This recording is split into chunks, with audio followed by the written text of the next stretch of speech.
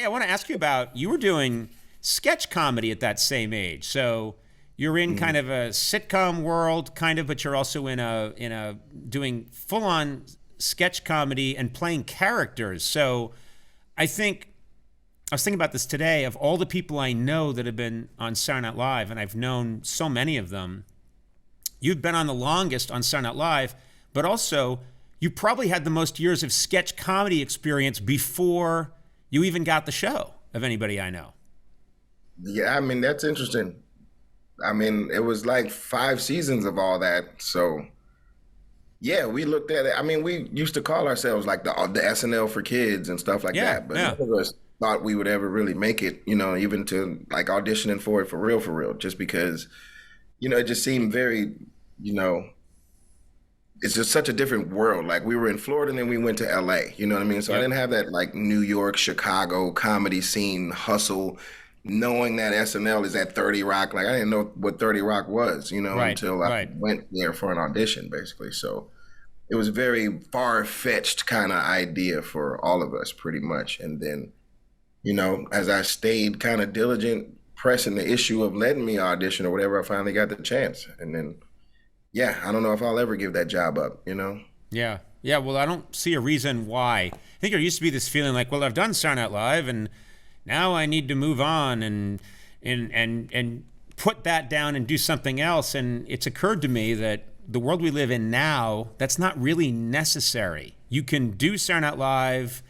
You can do it if you had to part of the time, do your sitcom, make a movie. It's not an either or world anymore. So, and you're so great on that show. I just don't see why there's any reason to say, well, your time's up. You've got to leave high school. It's not that way anymore. Thank you for saying that. I mean, that's exactly how I see it too. Like it was a time, like you said, it was a platforming type of situation. But for me, it was always kind of different because I came into the show with people knowing who I was and wanting to see me mature or whatever. And now I'm to the point where a lot of people don't really know the show without me being on it. Yes. So it's just like a weird kind of, do I want to leave and just go do whatever else without it? Like, not really. Right. I think it's a very special place. It's a very special tool to keep sharp, just being on top of things week after week and Well, being. yeah, there's a type of comedy that you can do on Saturday Night Live that you can't do other places. I remember when I was there, Phil Hartman, one of the great sketch performers of all time, he was on the show, and then he had been there what at the time seemed like a long time, and then he was said, "Well, I guess I need to move on now and do my other stuff." And I thought, no show is going to use Phil Hartman as well as Saturday Night Live. They're going to No way. and he went on to do other things, and then sadly, was gone. But Very like one at a time, yes, years in between an incredible Phil Hartman performance, yeah, just because you wait on the project basically. exactly. You're in the hands of other people, whereas on Saturday Night Live, there's so much you can do, and which brings up the question of Lorne.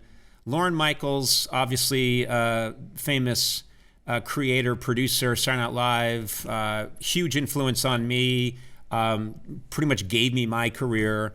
So I'm indebted to him, like so many of us are. He Right? produces he produces Kenan. He produces your show, and I'm wondering, is he in? I know Lorne from the world of being my producer on Saturday Night Live and being the producer on my late night show. What's he like on a sitcom? Is he still the same guy, the kind of doesn't say much, but when he says something, it cuts like a knife? Oh man, it cuts like a machete. You know what I mean? It's like you do so like there's a lot on the line as it is. Like the show is, self-titled at this point. It was Right. Saving Larry at one point, which I felt much more, distant from, and like just an actor coming to do a show. But now this is called Kenan, you know what I mean? And it's all about me and like, the phrase you said, Kenan, Lorne produces Kenan, like that's kind of like really the overall kind of statement for my life and for the Yeah. last 18 years. He's just been that guy. So Yeah. the fact that there's so much weighing on it and we do so much thinking and back and forth, and before he chimes in, when he does chime in and it's something we haven't thought of, it's like, shit, man. You know what I mean? Like, why aren't you just around all the time? But, he can't be everywhere. at all times. But you know, it's nice when he does chime in because it's usually pretty on point. Yeah, he can sort of just put his, he can shine a light on something, and you realize immediately, oh, okay, yeah. I mean, I'm sure he's watches rehearsals of your show, and if there's something that doesn't seem right, he'll say to you, like he used to say to me that my manners were very important. You have good manners, and I thought, what does that matter? It's about being funny, and he would say, no, it's funny is one thing, but you have to have this other component, which is part of you, which is to be nice to people and to be well mannered. And 1,000%. He has a way of making it feel a lot less cooler than you think it is, but your approach to how you present that cool is pinnacle, and that's what he makes you kind of like lock in on. It's like you want to be nice and you want people to like you.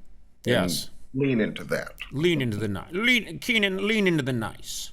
I didn't realize it had a different title. I thought there was a show called Kenan, and you auditioned for it, and you got it. And yeah, like, it's a very lucky world like that. I think it was like made by Kenan Ivory Wayans, though. We had Kenan Ivory Wayans in mind. Who the is this guy?